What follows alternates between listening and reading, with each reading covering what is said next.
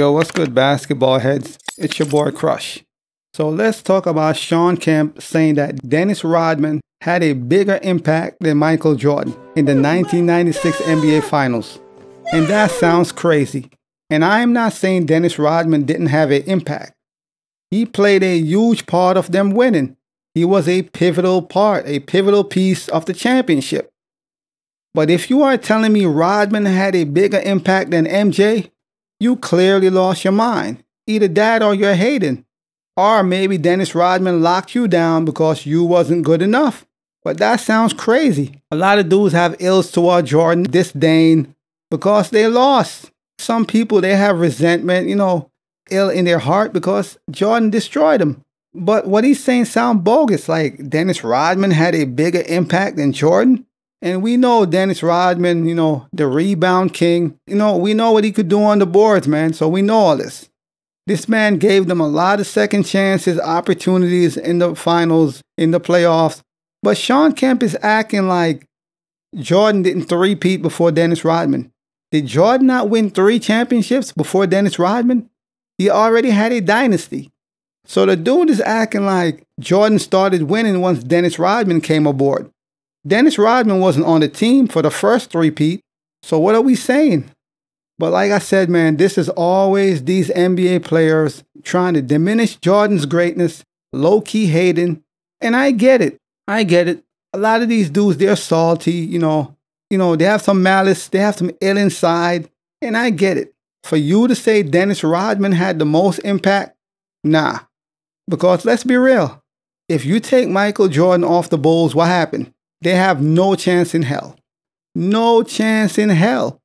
So how could Dennis Rodman have the biggest impact? To me personally, that's not adding up. I'm not saying he didn't have a huge impact. He did. But you saying a bigger impact than MJ? Come on, man. What are we talking about? So Shawn Kemp, he's going to credit Dennis Rodman for the championship. And like I said, that sounds crazy. But dudes is always hating, man. I'm telling you. MJ greatness have a lot of people salty, bitter in their feelings, walking around with disdain. But that's what happened when you're great. And this is the difference between Michael Jordan and LeBron. MJ was so great, nobody ate.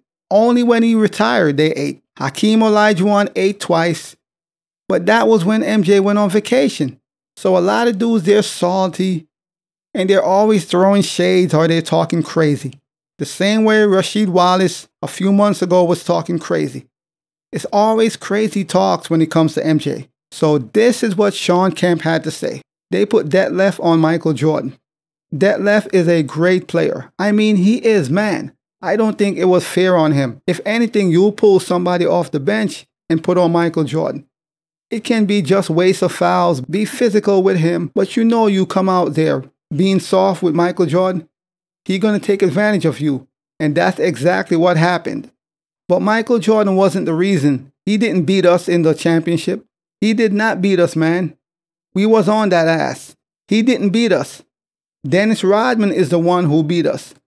We had no answer for that ass. Man, we had no answer for Dennis Rodman.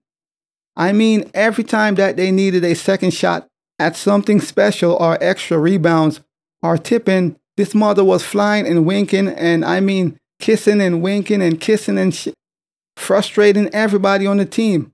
Dennis Rodman not even like that. Man, he just doing that shit and he had everybody on my team just fluttered.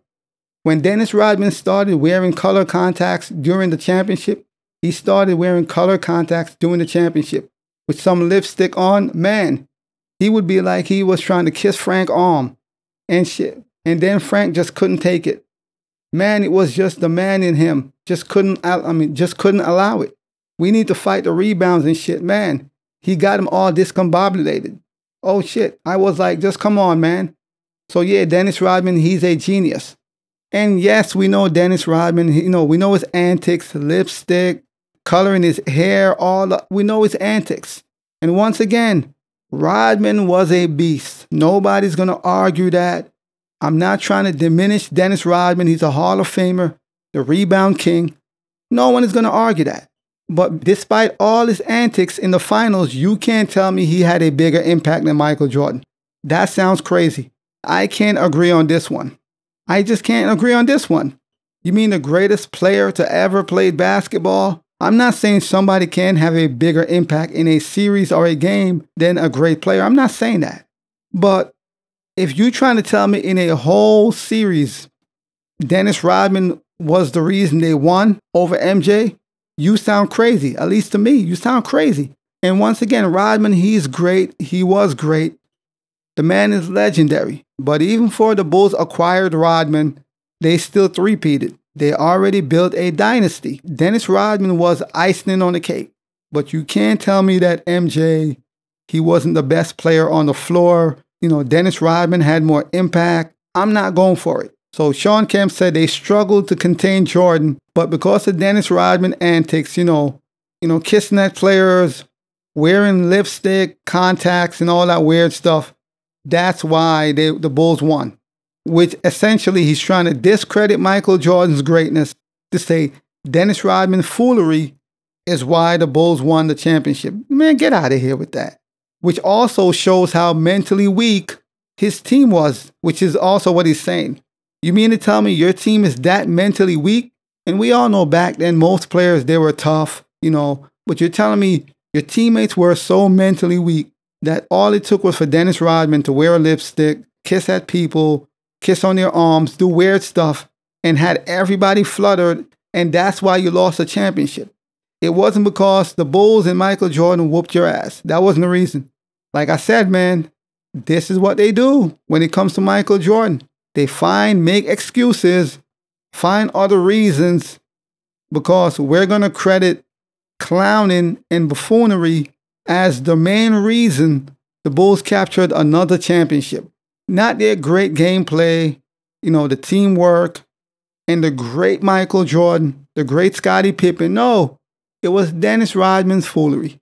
And in that season, Jordan won his 4th MVP.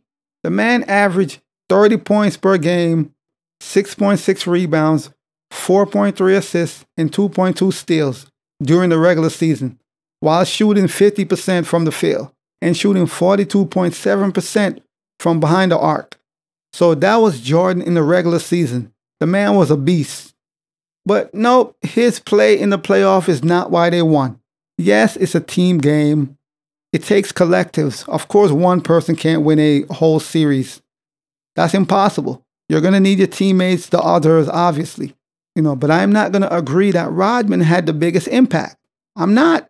During the finals, Dennis Rodman averaged 14.7 rebounds, 7.5 points, and 2.5 assists, while shooting 48.6% from the field. Notably, he had standout games with 20 rebounds in Game 2 and 19 rebounds in Game 6. So Dennis Rodman was beasting. At the same time, Michael Jordan averaged 27.3 points, 5.3 rebounds, and 4.2 assists, and 1.7 steals. So both were amazing, both were great. At the end of the day, if Rodman don't play the way he played, they're still going to win, but he made it easier, of course. If Michael Jordan don't do what he do, which is score the basketball, put pressure on the defense, the Bulls don't win, period. Let me know what your thoughts are. Leave your comments below. And as always, I'll holla. As always, we just talking basketball. Hit the subscribe button, like, comment, share.